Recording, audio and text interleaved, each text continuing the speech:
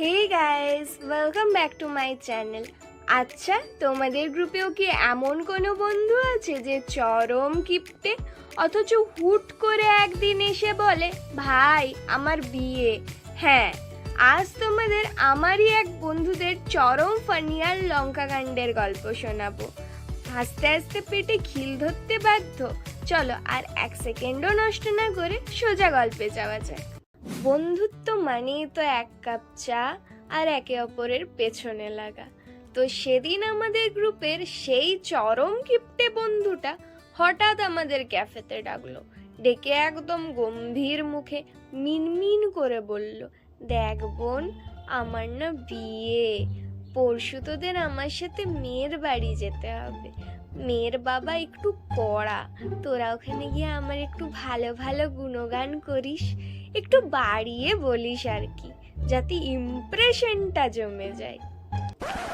আমি তো শুনেই আকাশ থেকে পড়লাম, কি তোর বিয়ে? পাড়ার সব থেকে বড় কিপটে ছেলে এত তাড়াতাড়ি বিয়ে করে নিচ্ছে, তাও আবার আমাদের গিয়ে গুল মারতে হবে? গাইস ভাবো একবার, ওই কিপ্টের গুণগান গাইতে হবে, কি লঙ্কাকাণ্ডই না হতে চলেছে। এই টুইস্টটা শোনার আগে ভিডিওতে জলদি একটা লাইক ঠুকে দাও তো দেখি। আর তোমাদের গ্রুপে কে সব থেকে বেশি কিপ্টে কমেন্টে তার নামটা জাস্ট লিখে দাও। যাই হোক, যেমন ভাবা তেমন কাজ। আমরা একদম সেজে গুছে পৌঁছে গেলাম মেয়ের বাড়ি। ড্রয়িং রুমে সোফায় গম্ভীর মুখে বসে আছেন মেয়ের বাবা।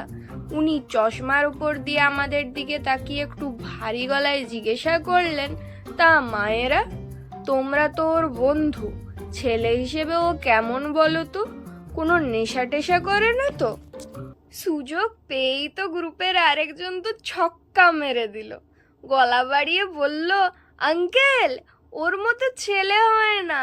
এ তো এত ভালো ছেলে যে রাত্রে ঘুমায়ও না, শুধু পড়াশোনা করে।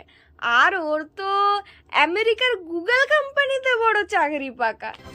আমি পাশে বসে ওর পা চিপে ধরলাম, মনে মনে ভাবলাম, কি রে ভাই, আমেরিকার গুগল কেন বলতে গেলি?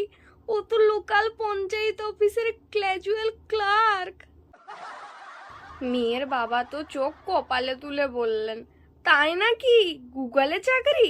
তার ছেলে তো খুব শান্তশিষ্ট, তাই না? আমি তখন ভাবলাম, ও যখন এত বাড়িয়ে বলেইছে, আমি একটু ব্যালেন্স করি। আমি হেসে আঙ্কেলকে বললাম, হ্যাঁ আঙ্কেল, এমনিতে খুব শান্ত, তবে ওই মাঝে মাঝে রেগে গেলে ওই আর কি, দু চারটা বাড়ি ঘর ভেঙে ফেলে। তবে এমনিতেও খুব লক্ষ্মী ছেলে, সোনা ছেলে একদম। ব্যাস, এই কথা শুনেই আমাদের সেই কিপটে বন্ধুর চোখ তো চড়ক গাছ। ও সোফায় বসেই আমাদের দিকে এমন ভাবে তাকালো যেন মনে মনে আমাদের কাঁচা চিবিয়ে খেয়ে নেবে। আর মেয়ের বাবা তো চা খেতে খেতে কেশেই ফেললেন।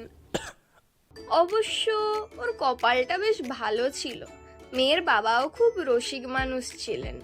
উনি খুব ভালো করেই বুঝে গিয়েছিলেন যে বন্ধুরা মিলে একটু বেশিই গুল মারছে। শেষমেশ বিয়েটা কিন্তু ফাইনাল হয়েই গেল। মেয়ের বাড়ি থেকে বের হতেই ও আমাদের মারার জন্য জুতো খুলে তাড়া করছিল। কিন্তু সত্যি বলতে কি, বন্ধু যতই গুল মারুক বা মাঝে মধ্যে বাস দিক, বিপদের দিনে ওই বন্ধুই কিন্তু জান লড়িয়ে পাশে দাঁড়ায়। এটাই তো আসল ফ্রেন্ডশিপ, তাই না? তো বন্ধুরা, ভিডিওটা তোমাদের কেমন লাগলো কমেন্ট করে অবশ্যই জানাবে। নতুন ক্রিয়েটার হিসেবে তোমাদের সাপোর্ট আমার জন্য ভীষণ দামি, তাই যদি একটুও ভালো লেগে থাকে প্লিজ ভিডিওটা বন্ধুদের সাথে একটু শেয়ার করে দিও। আর চ্যানেলটা সাবস্ক্রাইব করতে একদম ভুলো না কিন্তু। দেখা হচ্ছে পরের ভিডিওতে, ততক্ষণের জন্য টাটা।